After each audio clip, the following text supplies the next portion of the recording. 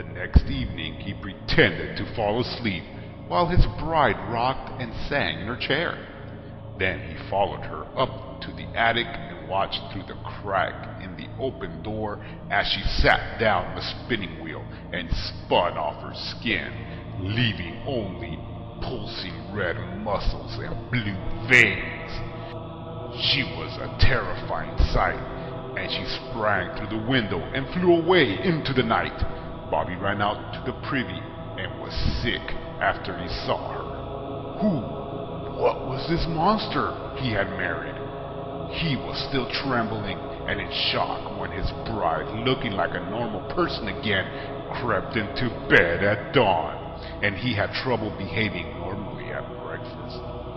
As soon as he could get away, Bobby ran to the home of the conjure woman and told her about the spinning wheel and the terrible skinless creature who flew away from his attic. "A boo-hag," the conjure woman said at once. "You've married a boo-hag." "What's a boo-hag?" asked Bobby. "A boo-hag is a witch and a shapeshifter," said the conjure woman. "She lures men into her trap and then delivers them to her boo-daddy, who eats their flesh and gnaws their bones. And that's what she'll do to you if you don't get rid of her first." The conjure woman told Bobby to get himself some blue paint. As soon as the boo-hag left the house that night, he was to spread blue paint on every window frame and every door frame and make sure it was 2 coats thick. A boo-hag couldn't fly through a window or a door that was painted blue, and if she didn't get back into her skin before dawn, she would be trapped without it and revealed for the monster she was.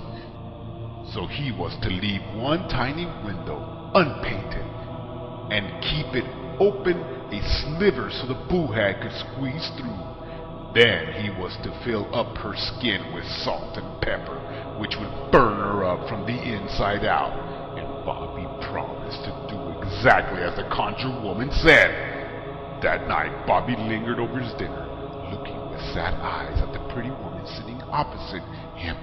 He knew she was really a monster inside, but it was so nice to have a little wife in his home. He hated like anything to see her go, but he didn't want to get eaten by a boo-daddy, and that was his fate if he stayed. So he went up to their bedroom, pretended to fall asleep while she rocked and sang and knitted. Then he followed her quietly upstairs and put salt and pepper into her skin after her ugly red muscle blue veined figure had flown out the window to her boo-daddy. He spent the rest of the night painting over every door and window frame and blue paint, leaving only one small unpainted window open in the cellar. He nailed it up so that it would open no further than a crack, just as the conjure woman had instructed him. Then he hid himself behind a large chest of drawers up in the attic to wait for his boo-hag. Just before dawn, the boo-hag came flying up to the attic window. As soon as she touched the blue frame, she gave a shriek of pain and rage. Bobby listened as she flew around the house, testing each window and door and howling like a banshee when it burned her skinless hands. Then she found the little window in the cellar, and he heard the thump as she landed beside it, followed by a painful whimpering sound as she squeezed herself through the narrow opening, her skinless red muscles and blue veins tearing apart against the rough wood.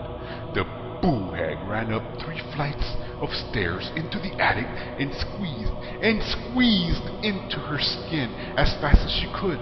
She just barely got into it when the first light of dawn shone over the horizon, and that was when the salt and pepper did their work, burning the boo-hag's body from the inside out.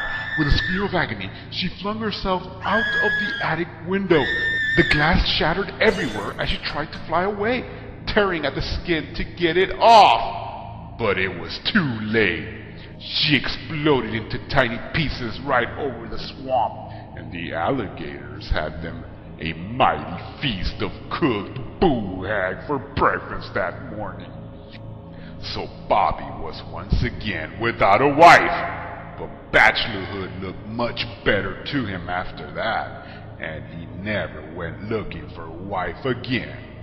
Of course, after he made a pile of money and oil, the girls started chasing him around. But that's another story.